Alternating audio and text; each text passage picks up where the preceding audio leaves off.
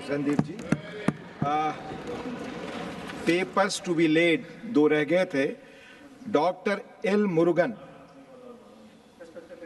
Respected Deputy Chairman, sir, I rise to lay on the table of the House paper mentioned against in the name of my colleague Sri Dorjan Sahu at serial number 6 of today's list of business.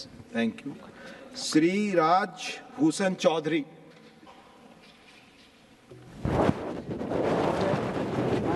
का व्यवहार की सूची के कर्म संख्या 7 में अपने नाम के सामने उल्लिखित कागजात सभा पटल पर रखता हूँ। धन्यवाद। श्रीमती सुलता देव 6 मिनट। Sir mike. Thank you deputy chairman sir, short duration notice में बोलने के लिए मुझे मौका देने के लिए। मैं हमारी उड़ीसा की एक व्यक्ति है, उनके दोहा से मैं अपनी कथा रखूँगी। उड़िया में बोलते हैं, वो बोले हैं केकांदिब दिन दशरे कुमर केकांदिब दिन 12, गर्भधारी माता निरंते कांदिब मरी 12 जुगान्तर। सर, इसका मतलब है जो स्टूडेंट का डेथ हो गया है, जो स्टूडेंट्स मर गए हैं, इसका मतलब ये है कि कोई 10 दिन रोएगा, कोई 12 दिन रोएगा, मगर जो माँ है जो अपने पेट में अपने बच्चों को 9 महीने रख के पैदा करती है, वो मरते दम तक उसको रोएगी और उसके बाद याद करेगी। ये मैं वो परिवार को मेरा श्रद्धांजलि, में वो बच्चों को श्रद्धांजलि है। परिवार के लिए मैं जगन्नाथ से प्रार्थना करूँगी कि वो परिवार को शक्ति दे, वो माँ को शक्ति दे कि वो कैसे ये दुख से निभरे। भगवान किसी माँ के साथ ऐसा ना करे, क्योंकि मैं भी एक माँ हूँ, पता लगता है कितना दुख होता है।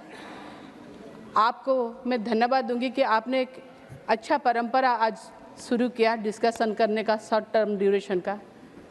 आशा भी रहेगा आपसे आगे चल के बहुत सारे अनएम्प्लॉयमेंट हो, जैसे जैसे बढ़ती महंगाई हो, जैसे नीट स्कैम हो, जैसे मणिपुर इश्यू हो, आसाम फ्लड हो, इसे आपके चलते ये संसद में हम लोगों को और सारे डिस्कशन का मौका भी मिले। देखिए, मैं डिप्टी चेयरमैन सर, मैं एक कहना चाहती हूँ कि जो बच्चे चले गए वो तो वापस नहीं आ सकते, मगर ऐसा विधि व्यवस्था बनाना चाहिए कि आगे इंसिडेंट ना हो। देखा जाएगा कि जो मेरे पूर्वज वक्ता भी बोले कि जैसे मशरूम कल्टीवेशन होता है, उस तरह से पूरा चारों और अगर देखा जाएगा तो क्या होता है ना, ये कोचिंग सेंटर्स खड़े किए गए। आज ये जो जिनके ऊपर डिस्कशन हो रहा है, ये दिखाई देते हैं कि फिजिकल डेड हो गया उनका, मगर कितने बच्चे, कितने माँ बाप ना मेंटली मरते रहते हैं पूरा सालों भर, महीना भर, दिन भर। क्यों? कभी कभी इतना गरीब बच्चे होते हैं जिन लोगों के पास पैसा नहीं होता, अच्छे पढ़ते हैं, मगर वो कोचिंग सेंटर के लिए पैसा अफोर्ड नहीं कर पाते, नहीं जा पाते हैं। कोचिंग सेंटर का कोई पैसा का कोई रेगुलेशन ही नहीं होता।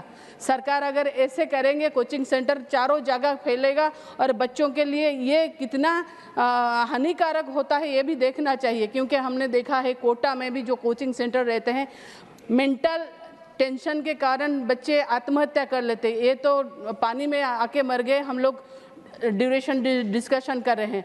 और एक बात है, जो लोग अब डिस्कशन कर रहे हैं, देखिए अभी किसी सरकार, ये ऐसा मुद्दा है, किसी के मौत को लेकर राजनीति नहीं होनी चाहिए सर, मगर देखा जाएगा तो क्या है, कभी अभी देखे तो दिल्ली में आपकी सरकार है, मगर पहले तो क्या थी, पहले म्यूनसिपालिटी भी तो बहुत दिन तक भारतीय जनता पार्टी के हाथ में थी।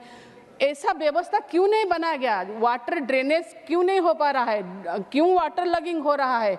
ये सब हम ये किसी के ऊपर अगर कीचड़ फेंकेंगे ना तो ये समस्या का समाधान नहीं होगा। इसको हम इसको आगे बढ़ के इसका रिस्पॉन्सिबिलिटी लेना चाहिए, अकाउंटेबिलिटी होना चाहिए, तभी जाके ये समस्या का समाधान होगा। ये दिल्ली में जो हो रहा है ना सर, अगर दिल्ली में संसद में ये आलोचना हो रहा है, दिल्ली में ये हो रहा है ना, इसका प्रभाव भारत के सारे राज्य और यूनियन टेरिटरी में आ रहा है। ये कितना देखिए, बस ये मुझे कहते हुए बहुत दुख हो रहा है। अब बस इनके घर में पानी घुस गया नहीं है, संसद के जो सांसद है ना, जो लोग रह रहे हैं, उनके घर में भी चलिए कल देखिएगा पानी घुस गया है। हम लोग क्या कर रहे हैं, पानी सांसद के घर में भी घुस रहा है। इसके लिए विधि व्यवस्था बनाना चाहिए। कैसे हम लोग का टाउन प्लानिंग किस तरह से हो। लोग तो टाउन में आएंगे, रहेंगे और मल्टी स्टोरेड बिल्डिंग बनाएंगे, मगर मल्टी स्टोरेड बिल्डिंग से पानी कैसे निकाले, ड्रेनेज का सिस्टम कैसे अच्छा हो, इसको देखने का जिम्मेदारी हम सबका है, रिस्पॉन्सिबिलिटी है। हम किसी के ऊपर अपना ये विचार थोप के चुप से नहीं बैठ सकते। किसी को अरेस्ट करके, हाँ ये बच्चे मर गए, वो कोचिंग सेंटर से किसी को अरेस्ट करके हम अपना ड्यूटी नहीं बंद कर सकते, ड्यूटी करके ये नहीं कर सकते। हम लोगों को सर्विस देने के लिए आए हैं, सर्विस देंगे। कहीं ना कहीं मुझे लगता है कि देखिए जब मानसून होता है, आजकल इतने ज़ोर से बारिश हो रहा है, कभी कहीं क्लाउड बर्स्ट बारिश हो रहा है, कभी कभी रात में इतना पानी आता है किसी को पता नहीं चलता। जो ये हालत हुआ, हमारे सिस्टम और टेक्नोलॉजी ऐसा होना चाहिए जो मानसून आने से पहले ऐसा प्रावधान है भी, जो अर्बन प्लानर में ऐसा ये है भी प्रावधान है कि उससे पहले एक्सपर्ट बैठे, मानसून के कितना बारिश होगा, बारिश होने से क्या प्रॉब्लम हो रहा है, कहाँ वाटर लगिंग हो रहा है, ये सबको देखना सबसे बड़ी जिम्मेदारी का बात है।